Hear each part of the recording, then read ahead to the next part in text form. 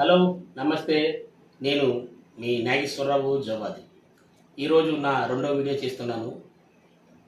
ఈరోజు నా వీడియో కూటమి గురించి, కూటమి ఎందుకు ఏర్పాటు చేయవలసి వచ్చింది పవన్ కళ్యాణ్ గారు అనే దాని మీద ఈ వీడియో ఉంటుంది. దీని గురించి మనం చరిత్రలోకి వెళ్ళాల్సి ఉంటుంది. పూర్వకాలం పురాణాల్లో కృతయుగం, త్రేతాయుగం, ద్వాపర యుగాల్లో రాక్షసులు ఉండేవారు. అందులో అక్కడక్కడ ఒకరిద్దరు మంచి వాళ్ళు కూడా ఉంటారు. కానీ రాక్షసి జాతిలో ఎక్కువ చెడ్డ వాళ్ళే ఉంటారు. వాళ్ళు తపస్సు చేసేవారు. ఘోర తపస్సు చేసి భగవంతుని ప్రసన్నం చేసుకునేవారు. భగవంతుడు వచ్చి వారికి అమోఘమైన వరాలు ఇచ్చేవారు. అప్పుడు ఆ రాక్షసులు ఈ వరాల బలంతో చాలా దుర్మార్గంగా ప్రజలకి చాలా ఇబ్బందులు గురి చేసేవారు. వాళ్ళు రాక్షసులు లోక కళ్యాణం కోసం ఆ వరాలను ఉపయోగిస్తే బాగుండేది, కానీ లోక వినాశానికి ఎక్కువ శాతం ఉపయోగించేవారు. అలాంటి పరిస్థితుల్లో ప్రజలు, దేవతలు చాలా ఇబ్బందులు గురి కావాల్సి వచ్చేది. అప్పుడు మళ్ళా బ్రహ్మ విష్ణు మహేశ్వరులు ముగ్గురు ఏకమై ఒక వ్యూహం పన్ని ఆ రాక్షసుని సంహరించేవారు. అదేవిధంగా జగనాసురుడనే రాక్షసుడు తండ్రి అధికారాన్ని అడ్డుపెట్టుకొని 1000 కోట్లు దోపిడీ చేసి తండ్రి మరణానంతరం ఆ దోపిడీ సొమ్ముని కాపాడుకోవడానికి, ఆ కేసుల నుండి రక్షించుకోవడానికి తపస్సు చేశాడు.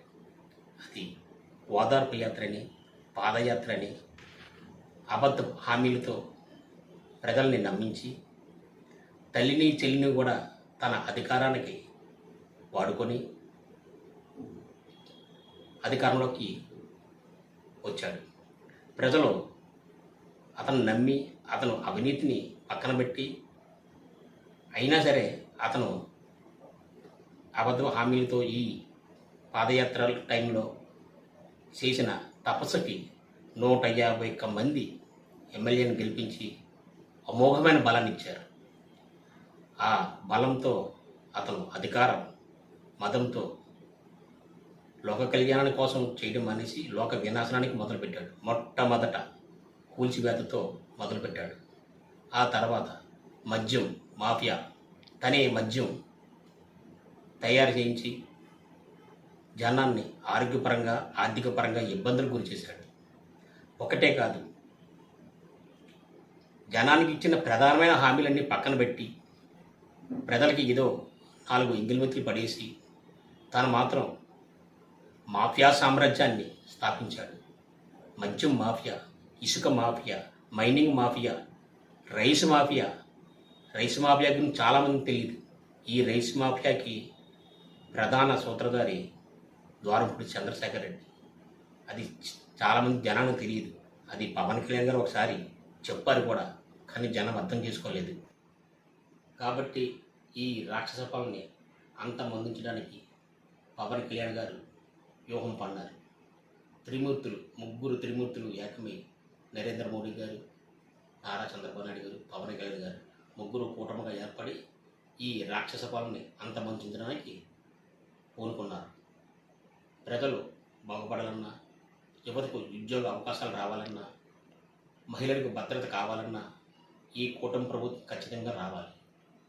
ప్రజలు పవన్ కళ్యాణ్ గారి వ్యూహాన్ని, ఆలోచనని అర్థం చేసుకొని కూటమి ప్రభుత్వాన్ని గెలిపించి మన రాష్ట్రాన్ని కాపాడుకోవాల్సిన బాధ్యత మనందరిపైన ఉంది.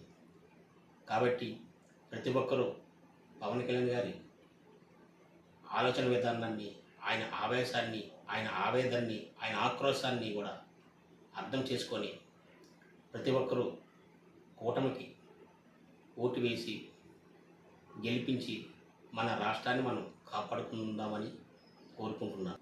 ఇంతటి అరాచక దోపిడీ ప్రభుత్వాన్ని మునుపెన్నడూ మనం చూడలేదు. ఈ ప్రభుత్వాన్ని ఖచ్చితంగా మనం ఓడించి కూటమి ప్రభుత్వాన్ని తీసుకురావాల్సిన అవసరం ఎంతైనా ఉంది. ప్రధాని మోడీ గారి అండదండలతో, నారా చంద్రబాబు నాయుడు గారి ఆలోచన విధానం, అనుభవంతో, పవన్ కళ్యాణ్ గారి నీతి నిజాయితీతో కూడిన ప్రభుత్వం వస్తేనే మన రాష్ట్రం బాగుపడుతుంది, పేద మధ్యతరగతి ప్రజలకి న్యాయం జరుగుతుంది. కాబట్టి ప్రతి ఒక్కరూ ఆలోచన చేసుకోవాలి. మీ ఆత్మసాక్షిని పరిశీలన చేసుకోండి.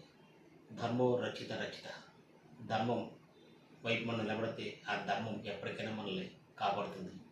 అది మన భగవద్గీతలో ఉంటుంది, ఖురాన్లోనూ ఉంటుంది, బైబిల్లోనూ ఉంటుంది.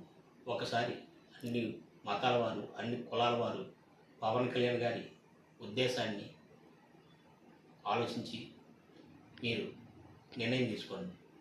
కూటమి ప్రభుత్వాన్ని గెలిపించాలని మనస్ఫూర్తిగా కోరుకుంటున్నాను. కాబట్టి దయచేసి నా ఆంధ్రప్రదేశ్ ప్రజలందరూ ఆలోచించి సరైన నిర్ణయం తీసుకుని మన రాష్ట్రాన్ని కాపాడవలసిందిగా కోరుకుంటున్నాను. అదేవిధంగా ఈరోజు మన పవన్ కళ్యాణ్ గారు మా తుని నియోజకవర్గానికి విచ్చేస్తున్నారు. అభిమానులు, జన సైనికులు, వీరాభిమానులు ప్రతి ఒక్కరూ కూడా ఈ ప్రోగ్రాంని జయప్రదం చేయవలసిందిగా మనస్ఫూర్తిగా కోరుకుంటున్నాను. జై జనసేన, జై హింద్.